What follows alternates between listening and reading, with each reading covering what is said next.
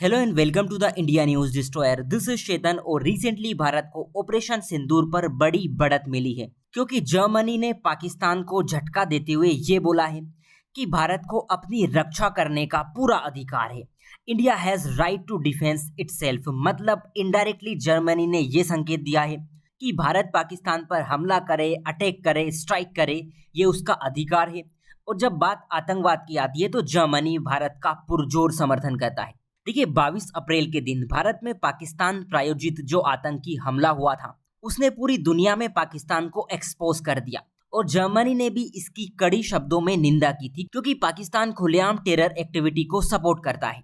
इनके विदेश मंत्री ने भी एक इंटरव्यू में छाती ठोक के ये बात बोली थी कि हम तो सालों से ये चीज करते आ रहे हैं।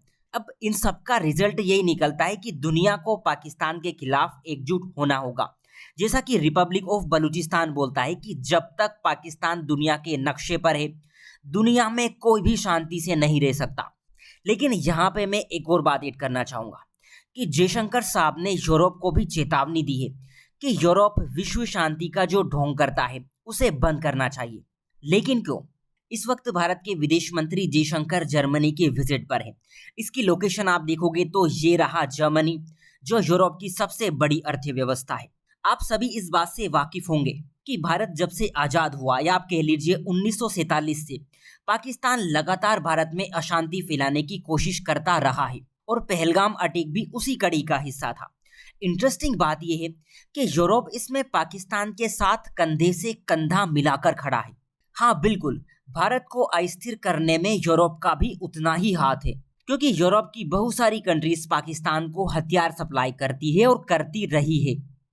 मैं आपको सीधे नीदरलैंड ले चलता हूं क्योंकि ये देश चीन के बाद पाकिस्तान का दूसरा सबसे बड़ा हथियार आपूर्ति करता है, सेकंड लार्जेस्ट आर्म सप्लायर। ये पिछले 5 साल का डेटा है। मतलब पहले नंबर पर चाइना, दूसरे नंबर पर नीदरलैंड और तीसरे नंबर पर तुर्की। हम चीन और तुर्की की बात तो करते हैं लेकिन नीदरलैंड को भूल जाते हैं। और बात सिर्फ नीदरलैंड तक सीमित नहीं है। आप फ्रांस को देखोगे तो 2011 तक पाकिस्तान को इसने भर भर के हथियार प्रोवाइड किए। फिर बाद में भारत के दबाव में फ्रांस ने अपने हाथ खींच लिए। इसके अलावा America, Britain, Italy, Spain, Germany खुद पाकिस्तान को हथियार प्रोवाइड करता रहा है, जिसमें fighter jet, submarine technology and mine Hunter. आपको याद होगा मैंने इस वीडियो में एक बात बताई थी कि इनके विदेश मंत्री ये बोल चुके हैं कि ये सालों से यूरोप के लिए आतंकवाद फैलाने का काम कर रहे हैं। जयशंकर साहब यही बोल रहे हैं कि खुद को लोकतांत्रिक कहने वाला यूरोप एक सैन्य तानाशाही के साथ क्यों खड़ा है। क्या यूरोप को शर्म नहीं आनी चाहिए? क्योंकि पाकिस्तान में लोकतंत्र को खत्म करने में जितनी भूमिका पाकिस्तान की सेना की है उससे कहीं ज्यादा यूरोप की। यही रीजन है कि भारत के विदेश मंत्री ने यूरोप की धरती से पूरे यूरोप को एक्सपोज किया है कि पाकिस्तान एक आतंकवादी देश है। वो भारत में आतंकवादी हमले करवाता है।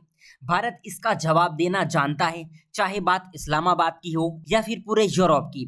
हम किसी से डरेंगे नहीं। अगर आप चैनल पर नए हैं तो सब्सक्राइब जरूर कर लेना। आज के लिए इतना ही। Take care and thank you.